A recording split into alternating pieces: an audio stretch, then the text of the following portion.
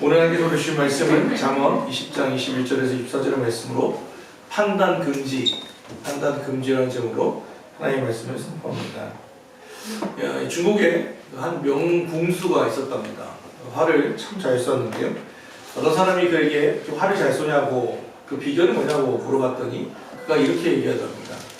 처음 활을 쐈을 때 연습을 그 가느다란 줄에다가 그 조그마한 그 벼룩 있지 않습니까? 벼룩을 다 매어놓고는 그 벼룩을 맞히는 연습을 했대요. 한 3년 그 벼룩을 맞히는, 그걸 어떻게든 맞춰보려고 3년을 노력하니까 어느 날 그 벼룩이 말처럼 커 보이더랍니다. 그리고 거기서 다시 또 10년을 연습했더니 이제 그 벼룩을 꿰뚫는 사람이 되었다는 이야기를 했다고 합니다. 제가 이걸 좀 경험해 본 게 뭐냐면 올해쯤이죠. 2년 전 추석 때 저희 형님 댁에 갔는데 형님이 저희 남자들만 데리고 당구장에 갔습니다. 당구장에 가서 당구를 치는데요. 이게 물론 저하고 서란이 먹고 같은 편, 그 형님네 가족도 편. 그러고서는 게임을 했었거든요. 저는 당구 못 치거든요. 그런데 그 게임비 내기래요. 그래서 1시간 반 치고 게임비 냈습니다. 완전 제가 이겼겠습니까? 당연히 물렸죠. 다 물리고 여기 또 당구비 비싸요. 다 내고 나오면서 형한테 물어봤어요. 형 어떻게 이렇게 당구를 잘 쳐? 그랬더니 형이 하는 말, 당구 솜씨는 당구장에 바친 돈과 비례한답니다.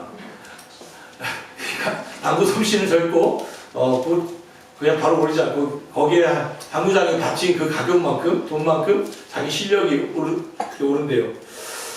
어떤 일이 이루어지는 데는 상당한 시간이 걸리게 되어 있습니다. 시작하자마자 성공하는 것이 다 좋아 보이죠. 그런데 그렇게 할 수 없는 것은, 시작하자마자 다 좋다고 하는 것은 별로 신빙성이 없습니다. 왜냐하면 기반을 닿을 시간이 없기 때문에 그렇습니다. 이 아파트가 또는 이 건물이 얼마만큼 고층이냐를 보려면 이 지하를 얼마만큼 깊게 파느냐를 보면 압니다. 오두막을 지을 때 땅을 파는 사람은 거의 없습니다. 그런데 고층 건물을 하려면 그만큼 땅을 깊게, 넓게, 튼튼하게 지어야 건물은 위로 올라가는 겁니다. 저는 목사로서 벌써 한 20여 년 목회하고 있죠. 그러다 보면 그런 기도들을 많이 받습니다. 처음 시작하는 사업이 성공하기를 기도하고, 처음 응시하는 대학교가 입시에 성공하기를 원하고, 처음 이력서를 낸 회사에 취업하기를 원합니다. 우리는 그것이 참 좋아 보입니다. 그리고 또 실제로 그것이 이루어지면 다들 좋다고 말하죠. 물론입니다. 우리는 그것을 위해서 노력하고 있습니다. 처음 한 번에 딱 붙었으면 좋겠지요. 심지어는 자동차 면허도 한 번에 딱 붙으면 얼마나 기분이 좋겠습니까? 그런데 오늘 말씀은 우리가 알고 있는 괴와 조금 다릅니다. 21절의 말씀을 이렇게 얘기하거든요. 처음에 속히 잡은 산업은 마침내 복이 되지 아니하니라.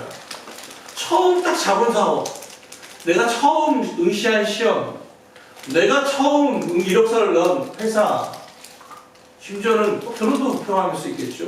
어떤 사람과의 관계도 마찬가지겠죠.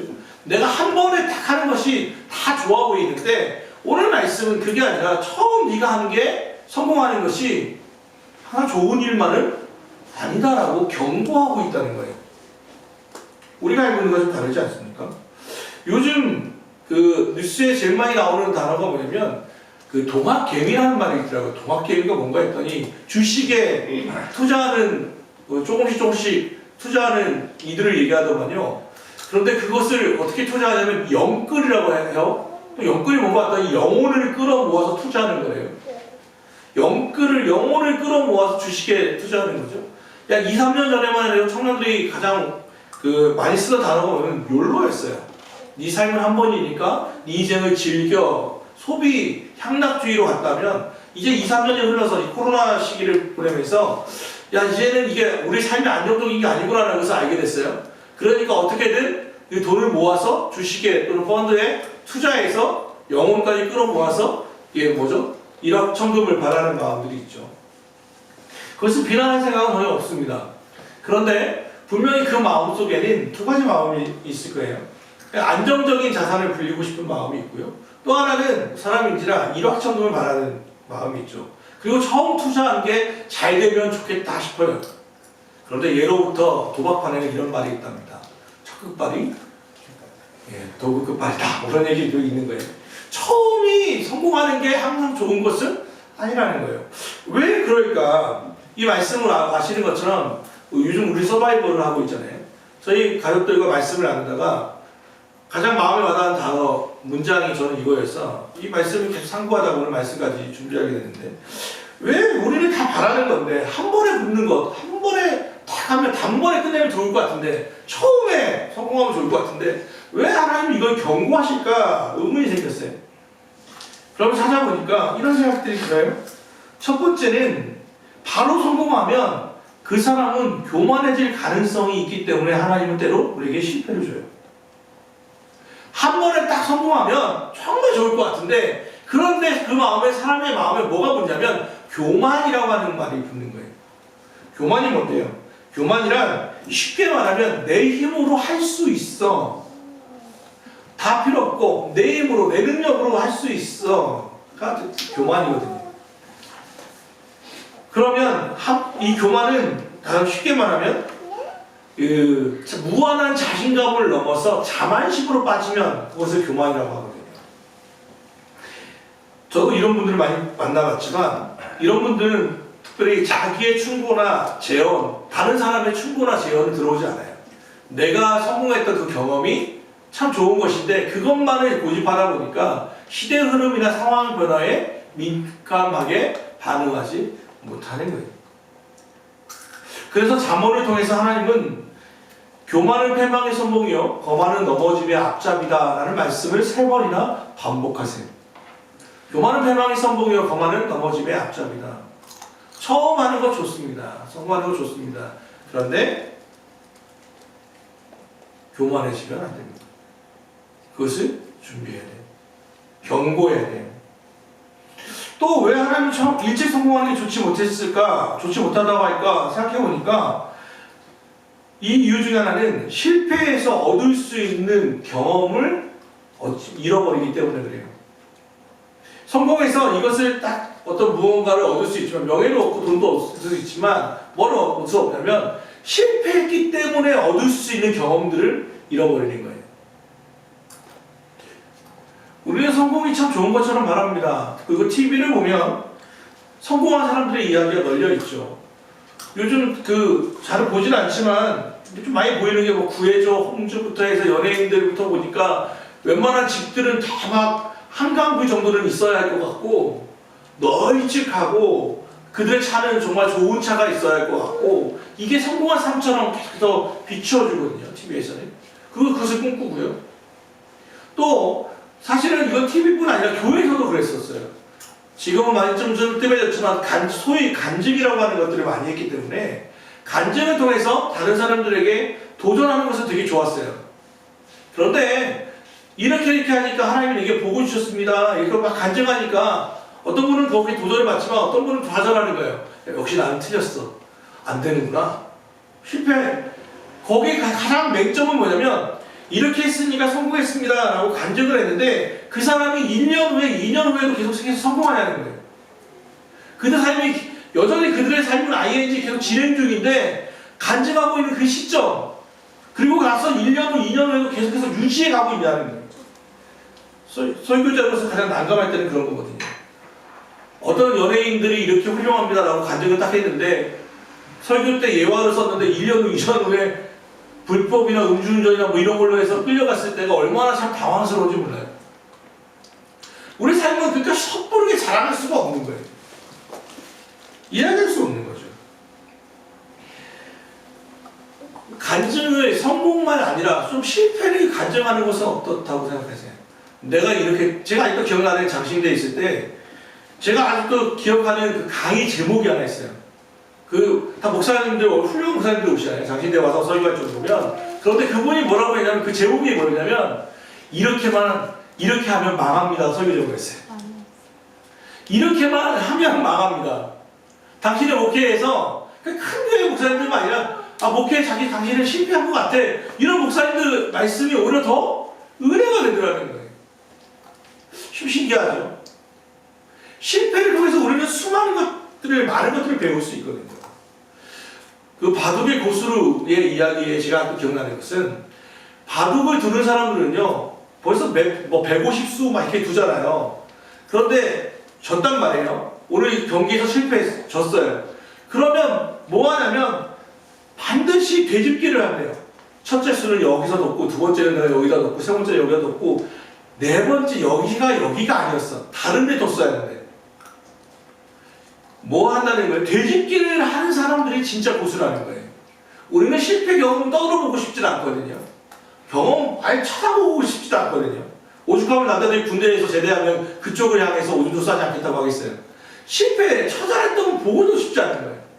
그런데 진짜 고수는 실패의 경험을 철저히 분석하는 사람들이라는 거예요. 고씹고 고씹어버리는 사람들이. 그런 사람들이 진짜로 경험하는 거죠. 전투에는, 조그만 전투에서는 질 수 있어요. 그런데 이런 사람들은 나중에 전쟁에는 승리하는 거예요.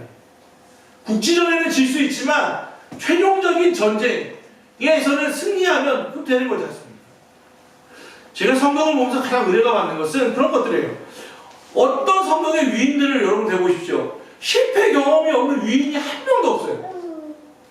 아브라함 아시는 것처럼 기근으로 가나안 땅에서 내려가서 애굽으로 내려가고, 자기 아내 사례를 정말 남자가 존심도 없지 두려워가지고 내 동생인데요, 자기 아내를 부인하는 일을 2번이나 경험했어요. 그는 하나님의 말씀 약속을 끝까지 기다리지 못해서 이스마엘을 낳는 실패를 경험했던 사람이죠. 요셉은요, 형제들에게 배신당했습니다. 우리 추석 때 어떤 분은 형제들이 만나서 기분이 좋겠지만, 어떤 분들은 형제들이 만나기 때문에 되게 힘든 사람도 있거든요. 그런데 요셉은 아예 배신을 당했습니다. 팔렸습니다. 그리고 그 와중에 어렵고 힘든 가운데도 정직을 지켰잖아요. 어떻게 하나님 앞에서 이 악을 행할 수 있겠어? 그 여인의 유혹을 이겼어요. 그러면 하나님 보고 주셔야지. 주신 게 뭐예요? 감옥에 쳐넣는 거였어요. 그는 철저한 실패를 경험했던 사람이잖아요. 다윗은요, 그는 초반에 성공했어요. 다윗, 아무도 모르는 양치기가 어느 날 갑자기 저 대단한 골리앗을 무너뜨리고, 그는 한 번에 스타가 됐어요. 소위 말하는 장인이 왕이야. 그 사람은 나가는 전쟁마다 승리했던 사람이에요. 그런데 하나님이 그 인생을 어떻게 하셨죠? 갑자기 이유도 없는, 자기가 무슨 잘못하진 않았는데 장인이 질투심을 발휘해가지고 그를 죽이려 하고 광야에 10년 동안 떠돌아다니는 삶을 살았어요. 철저한 실패를 경험했어요. 그래서 그가 30세 왕이 돼서는 그래도 그나마 지금의 다윗이 된 거예요. 그런데 거기에 반해 다윗의 아들이었던 솔로몬, 지혜의 왕이라고 했던 솔로몬은 시작부터 성공했거든요. 끝까지 나갔어요. 그런데 그 말년이 어떻게 됐죠?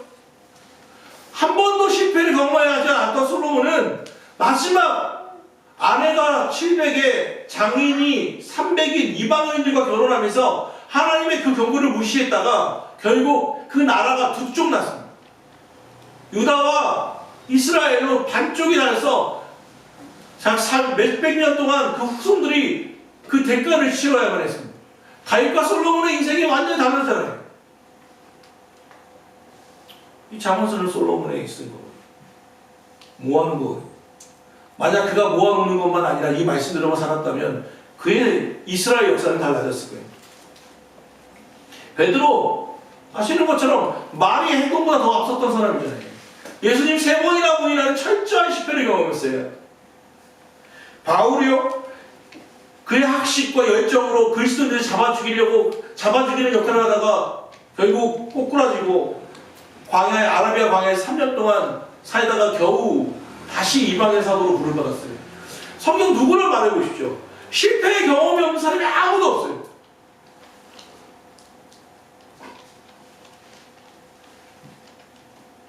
그들은 철저한 실패를 통해서 주님의 사랑으로 거듭났어요. 그러니까 사랑하는 가까운 교회 성도 여러분, 실패를 너무 두려워하지 마십시오. 지금 넘어져 있다고 절망하지도 마십시오. 성공하기 위해서 물론 최선을 다해서 하십시오. 그리고 기도하며 하나님과 동행하려고 노력하십시오. 그런데 넘어졌다고 해서 무너졌다고 해서 거기에 주저앉지는 마십시오. 넘어진 지 너무 오래되었다고요? 언제 이 일이 끝날지 빛이 보이지 않는다고요? 요한복음 9장에는 베데스다의 한 병자의 이야기가 갑자기 등장합니다. 그는 천사가 연못에 와서 물을 한번 쫙 움직여주면 그때 먼저 들어간 사람을 낳는다고 하는 그 기적, 말도 되지 않는 것 같은 그 기적 하나 때문에 누워 있었는데 몇 년 동안 38년 동안 누워 있었어요. 천사가 몇 번 와서 물을 움직였던 것 같아요. 그런데 자기는 몸을 못 움직이니까 다른 사람이 다 들어가 있대. 선착순이라고 하는 이 경쟁에 매몰려 있는데 어느 누구도 거들떠 보지는 않는 거예요. 항상 그는 선착순에서 맨날 밀리는 사람이었어요. 앞으로도 이길 수 있는 보장이 없었던 사람이에요. 그런데 그분에게 그 38년 된 병자에게 어느 날 갑자기 자기가 아무것도 하지 않았는데 예수님이 찾아오신 거예요. 주님이 찾아오셔서 물어보는 거예요. 내가 너무 뭐 해줄까? 그러면 저를 좀 낫게 해주십시오 하면 될 텐데 이미 이 사람은 나을 거라는 소망도 없어요. 그러니까 하는 말이 뭐예요? 나를 아무도 넣어주지 못해서 내가 이러고 있습니다. 그에게 남은 것은 원망과 분노밖에 없잖아요. 38년 동안 고집고 있는 거예요. 뭘? 나버리고 먼저 들어간 놈들. 패배자의 삶이었어요. 그런데 주님이 그에게 찾아오시고 그리고 그를 일으켜 세워주셨어요. 주님은 결코 우리를 잊지 않아요. 이사야서 49장 15절 여인이 어찌 그 젖 먹는 자식을 잊겠으며 자기 태에서 난 아들을 긍휼히 여기지 않겠느냐. 그들은 혹시 잊을지라도 나는 너를 잊지 아니할 것입니다. 어떻게 부모가 자식을 잊어요? 그런데 혹이나 잊을지라도 나는 너희를 잊지 않을 거야. 히브리서 13장 5절 돈을 사랑하지 말고 있는 바를 족한 줄을 알라. 그가 친히 말씀하시기를 내가 결코 너희를 버리지 아니하고 너희를 떠나지 아니하리라 하셨느니라. 이 말씀이 참 재밌거든요. 돈을 사랑하지 말고 족한 줄로 여겨라. 끝났잖아요. 근데 갑자기 여기에 주님이 말씀하기를 내가 결코 너희를 버리지 않고 떠나지 않는다. 주님 돈과 함께 뭐가 있냐면 대비로 주님이 내가 너를 떠나지 않을 거야. 이 얘기는 이게 2000년 전에 쓰인 거잖아요. 자본주의 시대도 아닌데 이 얘기는 뭘 의미하는 거냐면 다른 사람이 돈을 사랑하지 말라. 있는 것을 족한 줄 알라. 이 말은 바꿔 얘기하면 많은 사람들이 돈을 사랑하기 때문에 돈의 유무 또는 많고 다수에 따라서 주님이 나를 버렸어. 주님이 나를 떠났어. 한다는 거예요. 쉽게 말하면 가난하게 살면 또는 반지하에 살면 빚이 많으면 주님이 나를 버렸네. 주님이 나를 떠났네 한다는 거예요. 그러니 주님 친히 말씀하시기를 돈에 따라서 내가 있고 없고가 아니라는 거예요. 돈의 유망은 전혀 상관없다는 거예요. 나는 여전히 너를 버리지 않고 너를 떠나지 않아. 판단을 그렇게 하지 말라는 거예요. 갑자기 수입이 통장이 막 숫자가 올라가면 하나님 날 사랑하시네. 그러다 갑자기 또 숫자가 막 빠지고 마이너스가 치기 시작하면 하나님 나를 떠나셨네. 나를 버리셨네. 하지 말라는 거예요. 판단의 기준을 거기로 두지 말라는 거예요. 그러니 사랑하는 가까운 교회 성도 여러분, 악인의 형통을 너무 부러워하지 마십시오. 나는 이렇게까지 교회에 나와서 막 열심히 예배드리고 있는데 내 삶은 여전히 쪼들려 있고 저 사람은 아무것도 안 하고 있는 것 같은데 저렇게 악하게 사는데 저 사람은 평수가 500평이고 저렇게 좋은 차를 타고 다니고 부럽다 하지 말라는 거예요. 아직 우리 인생은 ING 진행 중이에요. 오늘 그 설교 제목은 뭐예요? 판단 금지. 미리 판단하지 말라는 거예요. 거듭 말씀드립니다. 사랑하는 성도 여러분, 여러분의 인생을 미리 재단하지 마십시오. 우리는 하나님의 심판 때까지 살 때까지 계속해서 살아가야 돼요. 우리의 인생은 아직도 많이 남아있어요. 그리고 아시는 것처럼 하나님은 이미 우리에게 충분히 공급하고 계세요. 여러분께 하나 도전의 질문을 던지려고 합니다. 여러분의 식사 기도할 때 감사 기도 하십니까? 그 감사 기도에 진심을 담아서 감사해 본 적이 얼만큼 되세요? 그냥 습관적으로 밥이 나왔을 때 하가 아니라 주기도문에 얘기한 것처럼 일용할 양식을 주신 것, 내가 무언가를 먹을 수 있다는 행위, 그리고 먹을 것이 있다는, 내가 굶지 않고 먹을 것이 있다는 것, 무엇을 먹을까 고민을 하지만 오늘도 내가 오늘 한 끼를 먹을 수 있을까 고민하지 않는다는 것, 걱정하지 않는다는 것, 그 하나에 대해서 감사해 보신 적이 있으십니까? 과연 얼마큼 되셨습니까? 횟수가 기억이 나십니까? 설교하는 저도 이 설교를 준비하면서 제 스스로에게 물어보니까 너무 부끄러운 거예요. 식사 기도회를 하지만 이것에 대해서 진짜로 감사한가? 족한 줄로 아는가? 족한 줄로 아는가? 아니. 여전히 없다 부족하다고 말하지 아니고 족할 줄, 족하지 않다라고 하지 감사할 줄 모르는 거예요. 아니요. 주님은 감사라고 말씀하고 있습니다. 지금 모습에, 지금 있는 이 모습 자체로 감사하며 살아가는 거예요. 허황된 욕심을 버리라는 거예요. 오늘 더 나아갑니다. 이게 돈에 대한 이야기만이냐? 아니에요. 22절 같이 읽어보죠. 22절 시작. 너는 악을 그가 너를 구원하시라. 돈에 관련된 산업에 대한 얘기인 거 봤더니 22절은 아니에요. 돈만의 문제가 아니라 악에 대한 문제예요. 여러분에게 혹시 누군가 악을 행한 사람이 있습니까? 하나님이 저 원수를 왜 갚지 않으시지 생각하시는 여러분의 마음을 아프게 한 이가 있습니까? 누가 봐도 불법적인 행위를 통해서 여러분을 공격하신 이가 있습니까? 그런데 하나님이 그 원수를 갚지 않으십니까? 악을 갚겠다. 내가 스스로 그 사람에게 악을 갚지 말라는 거예요. 여러분의 손에 피 묻히지 말라는 거예요. 언젠가는 주님이 갚아주실 거야. 돈에만의 문제가 아니라 관계의 문제로 확대되어 있어요. 더 나아갑니다. 23절 한결같지 않은 저울질은 여호와께서 미워하시는 것이요 속이는 저울은 좋지 못하는 것이니라. 불법적인 앞서 말한 것처럼 산업을 부흥시키기 위해서 속이지 말라는 거예요. 편법을 행하지 말라는 거예요. 답답해 보이고 융통성 없는 것처럼 보여도 정도를 걸어가라는 거예요. 요즘은요, 믿을 수 있는 것이 참 중요해요. 제가 오늘, 지난주부터 오늘 우리가 마스크를 저희가 선물했잖아요. 이 마스크 하는데 보니까, 물어보니까요, 그래요. 우리나라 이게 코로나 때문에 마스크 사업이 그 공장이 약 3배 정도 늘었대요. 그 1000개 이상 늘었대요. 그런데 그 대부분이 뭐가 있냐면 인증을 받지 못했다는 거예요. 우리 건강을 위해서 쓰는 마스크에 뭐가 없냐면 인증받지 못하는 거예요.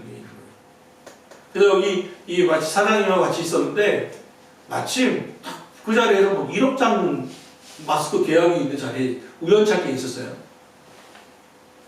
그래서 저희가 3,000장을 얻어서 다 나눌 줄 알았습니다. 그런데 딱 거기에 제일 먼저 하는 말이 뭐냐면, 딱 계약하는데 그 사람이 질문한 건 뭐냐면, 인증한 걸 요구하는 거예요. 식약청에 인증이 돼 있습니까? 인증돼 있더라고요.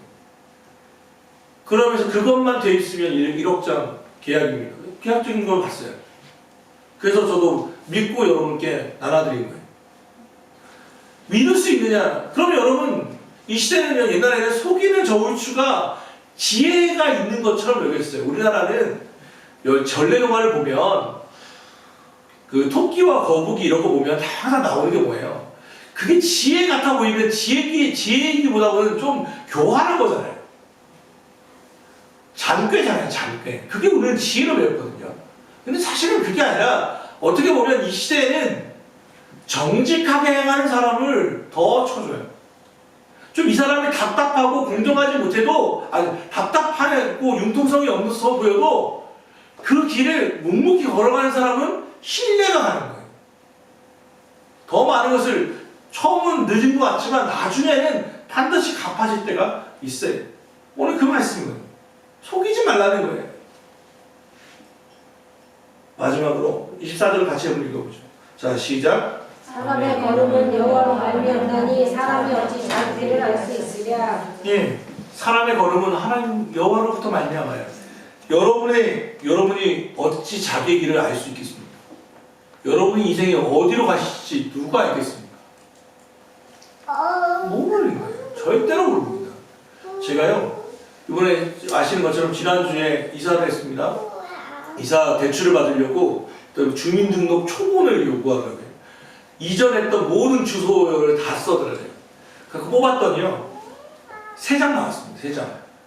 제 주민등록국에 35번 옮겼더라고요.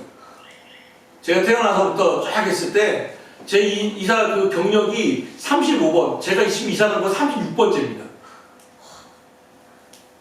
야, 보면서 그 생각이 들었어요. 나도 참 쉽지 않은 삶을 살았구나. 주소록이 36번째, 36번째. 그런데 37번, 38번이 없다고 누가 이야기할 수 있겠어요? 매매한 것도 아닌데. 당연히 37번, 38번도 가겠죠. 누가 어디로 갈지 누가 알겠습니까? 모르는 거예요. 여러분이 어디서 누구와 살지, 어디로 무슨 일을 할지 누가 알겠습니까? 우리가 아는 것은 딱 하나예요. 내 인생의 주인이신 그분이 알아서 하시고요. 중요한 건 뭡니까? 예수님께서 마태복음 1장에 오시며 하셨던 당신의 이름을 뭐라고 말했습니까? 임마누엘, 하나님이 우리와 함께 하신다. 마태복음 28장의 끝할 때 뭐라고 말씀하셨습니까? 볼지어다 세상 끝날까지 내가 너희와 항상 함께 할 것이니라. 마태복음은 시작과 끝이 같아요. 하나님이 함께 하시겠다. 하나님이 함께 하시겠다. 그거 함께 하신다예요. 예수님이 승천하신 이유를 다른 게 아니에요. 그때는 육신을 가지고 있으니까 보이는 육체는 하나도 없었어요. 그러나 승천하시고 오신 성령은 영이에요. 보이지 않아요. 그분에게 놀라운 특권이 있어요. 동시에 동시간대에 다른 장소에 존재하실 수 있다는 거예요. 이 모든 곳에 함께 하실 수 있다는 거예요. 그것을 편만이라고 하죠. 저에게도 함께 하시고 여러분께도 함께 하신다는 거예요. 그분이 여러분과 함께 하신다는 거예요. 사랑하는 여러분, 처음 성공 너무 기대하지 마십시오. 그렇다고 해서 실패하신 거 두려워하지 마십시오. 누가 실패하려고 하기 사업을 시작하고 누가 실패하려고 시험을 보겠습니까? 당연히 최선을 다하십시오. 그런데 정직하십시오. 자기의 힘으로 하지 마십시오. 주님의 힘으로 하십시오. 조그만 이익을 얻으셨습니까? 축하드립니다. 거기에 교만해지지 마십시오. 손해를 많이 보셨습니까? 낙심하지 마십시오. 쉽게 판단하지 마십시오. 우리는 우리에게 허락된 건 어제도 아니고 내일도 아닙니다. 오늘입니다. 오늘 이 발걸음을 충실하게 하십시오. 오늘 이 발걸음 한 걸음을 주님과 상의하며 걸어가십시오. 그러면 나중에 정산했을 때 하나님이 참으로 잘하고 참 잘했구나, 충성된 종아라고 하실 것입니다. 골짜기가 있으면 산성이가 있습니다. 내리막이 있으면 오르막이 있습니다. 때로는 평야도 있습니다. 사막이 있으면 오아시스도 있지 않습니까? 판단 금지. 여러분의 인생을 정죄하지 마시고 판단하지 마십시오. 우리는 언제 우리에게 이것이 끝나겠습니까? 하나님 앞에 설 때. 그때 모두 다 충성된 종이라고 잘하고 잘했다고 칭찬받는 저와 여러분이 되기를 주 예수 그리스도로 축원합니다. 그다음 하나님, 오늘 주의 말씀을 기억하며 감사를 드립니다. 주님, 어느 누군가는 지금